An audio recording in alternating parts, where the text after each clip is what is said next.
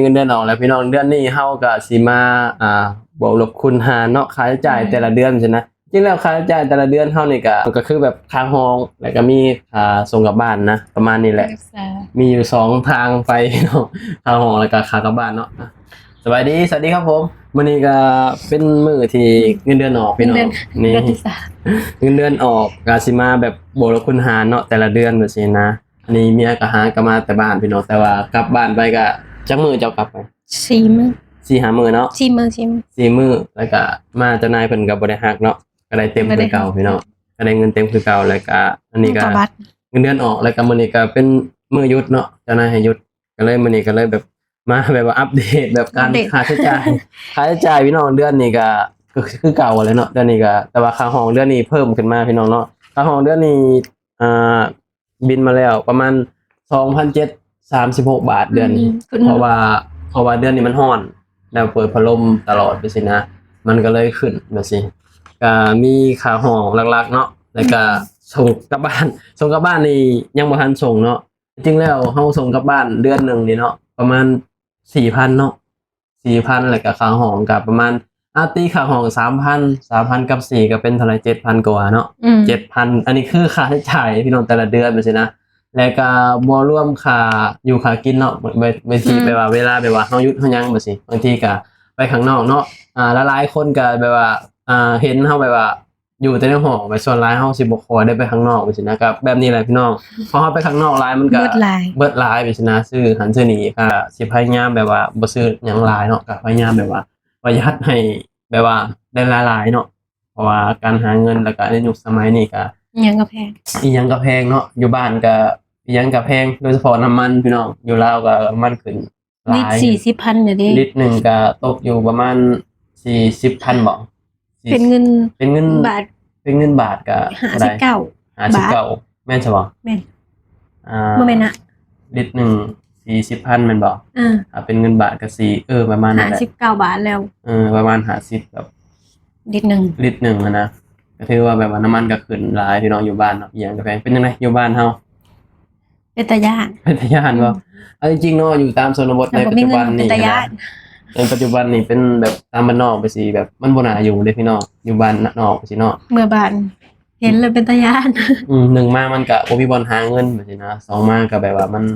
ช่วงนี้มันก็แบบอีหยังมันก็แพงแบบสินะอยู่บ้านก็บ่ค่อยมีวัยรุ่นปานใดเนี่ยว่าส่วนหลายก็สิมีแต่ผู้เฒ่าเนาะส่วนหลายวัยรุ่นเขาสิออกไปหาเงินหาหยังก็แล้วแต่ว่าผู้ใดสิไปหาเงินทางใดแบบสินะเพราะว่าแล้วแต่ความสามารถแต่ละคนแต่ส่วนหลายเขาก็สิแบบ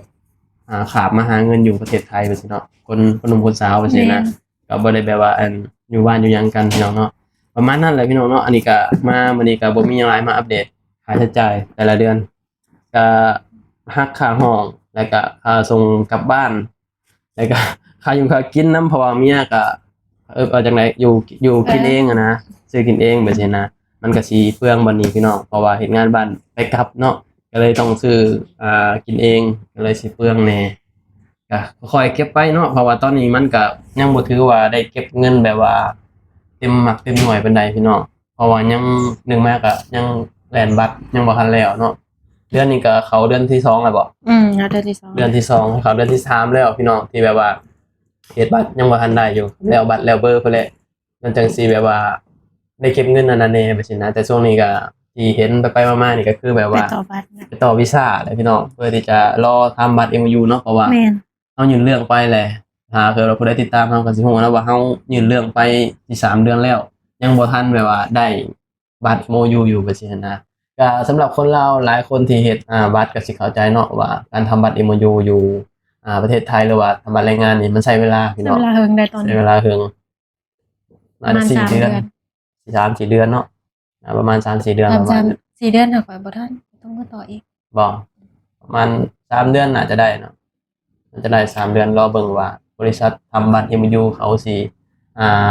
เรียกตัวเฮาแบบไปรับMU อยู่หนองคายตอนใดแบบนี้นะก็คือตอนที่เฮาเฮ็ดนั่นแหละประมาณ3 เดือนกว่าเพื่อสิได้แบบนี้นะก็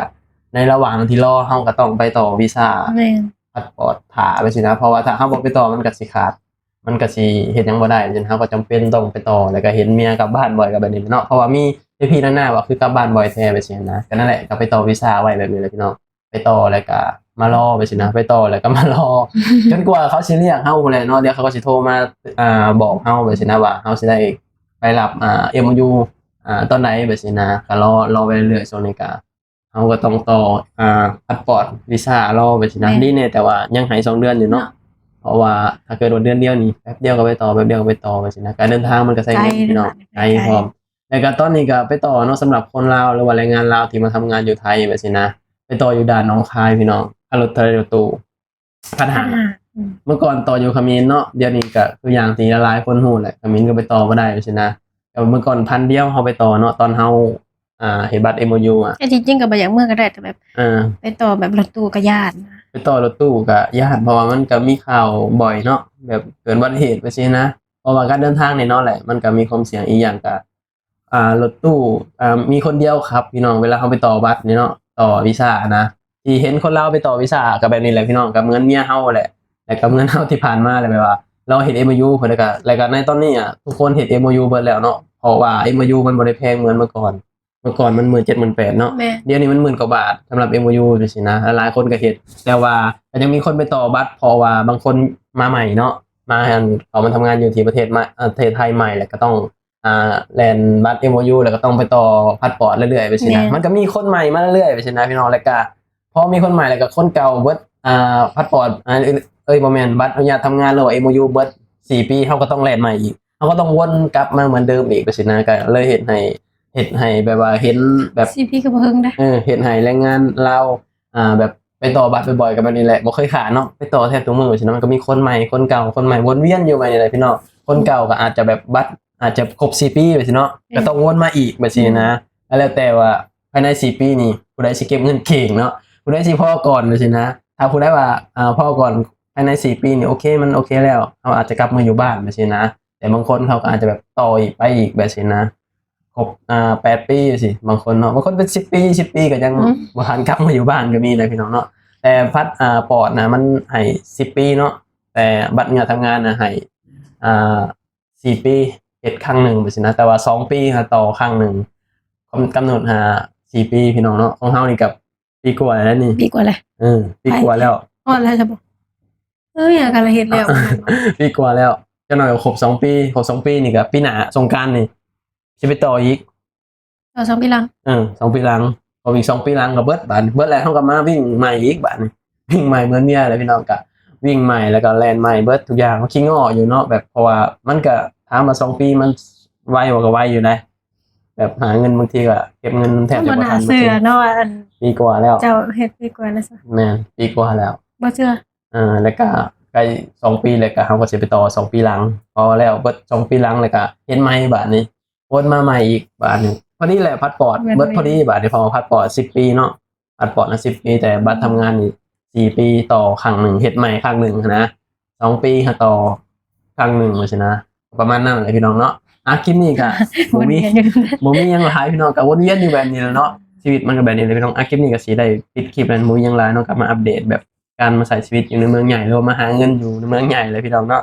คลิปนี้เราก็สิปิดคลิปแล้วก็ขอบคุณพี่ๆป้าๆนาๆลุงกันหลายเนาะที่เขามาติดตามเรา2 คนเขามาให้กำลังใจเขามาแนะนำการใช้ชีวิตหรือว่าการมาหาเงินอยู่เมืองไทยเนาะเอาไว้พบกันคลิปหน้าฝากกดติดตามหน่อยเด้อคลิปนี้ไปแล้วสวัสดีครับผม